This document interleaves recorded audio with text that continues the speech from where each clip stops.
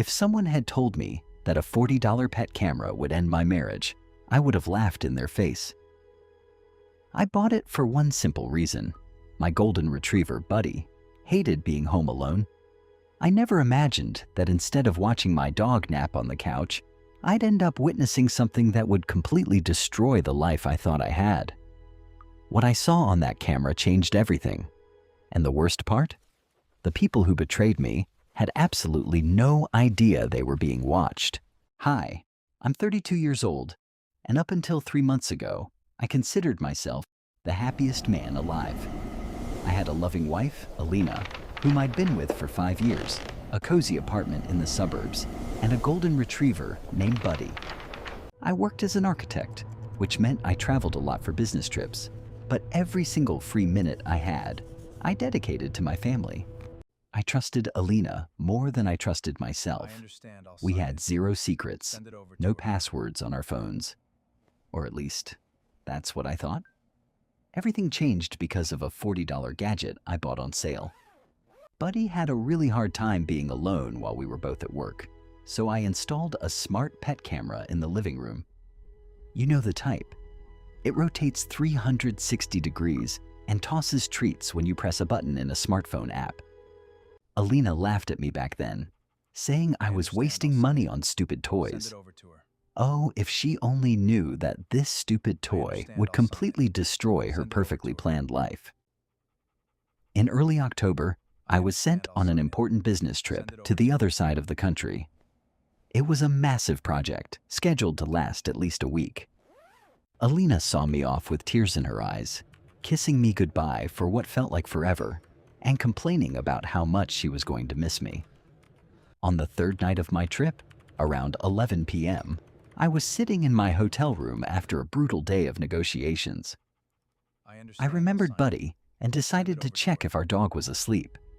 I opened the app on my phone, connected to the living room camera, and at first, I couldn't comprehend what I was seeing. Buddy wasn't sleeping. He was sitting by the couch, looking completely confused and tilting his head. The camera automatically tracked motion and sound, so the lens slowly panned toward the couch. Alina was there, but she wasn't alone. Sitting right next to her on our couch was a man.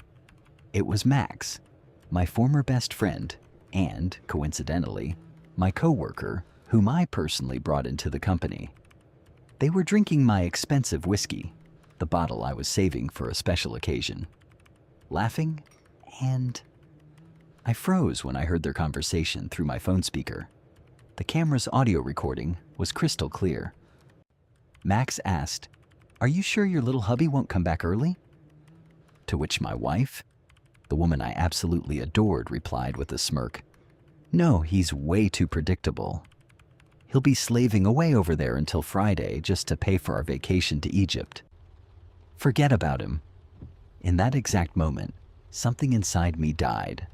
My first instinct was to call her, scream, drive straight to the train station, burst in the middle of the night, and throw them both out naked onto the street. But I stopped myself just in time. I remembered hundreds of stories from Reddit where emotions ruined everything, leaving men with absolutely nothing after a divorce. I took a deep breath. I hit the screen record button on my phone.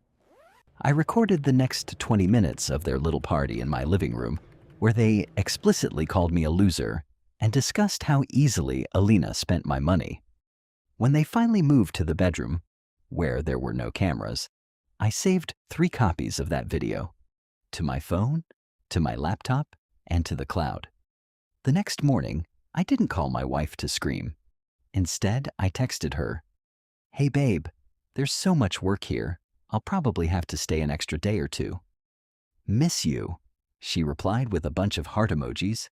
Disgusting. Instead of crying, I called the best divorce attorney in our city. His advice was straightforward.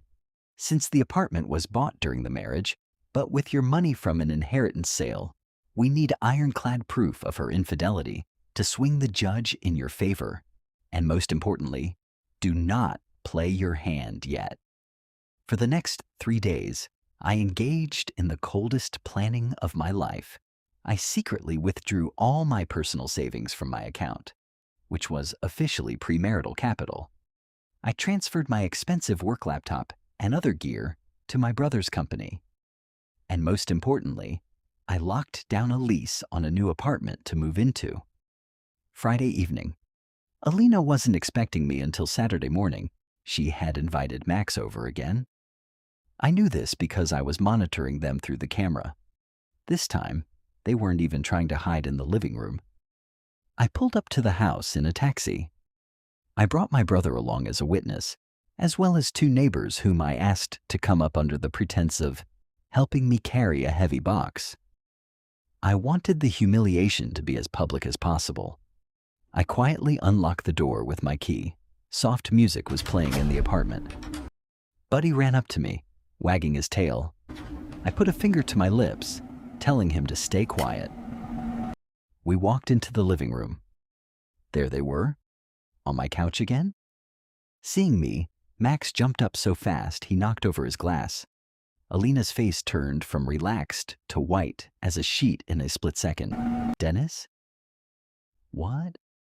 What are you doing here? You're supposed to be at the hotel, she stammered, scrambling to cover herself with a blanket.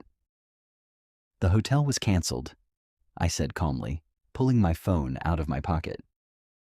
And so is our marriage. Max started bumbling.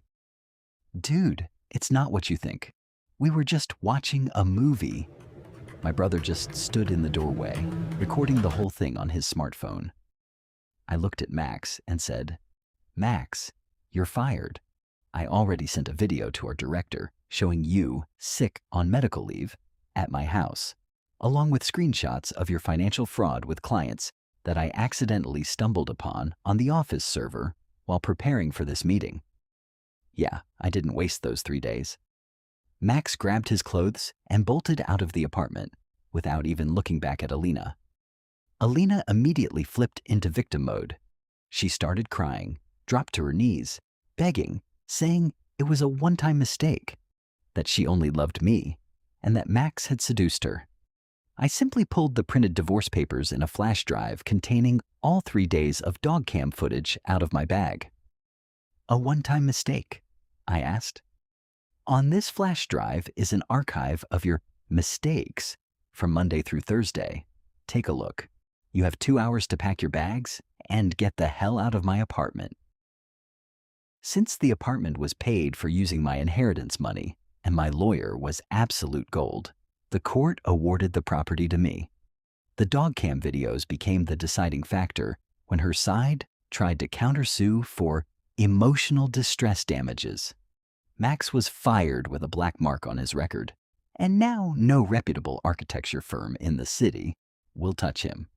Alina moved back into her mother's tiny one-bedroom apartment and currently works as a retail clerk at a mall, a far cry from the days she used to blow my bonuses at luxury salons.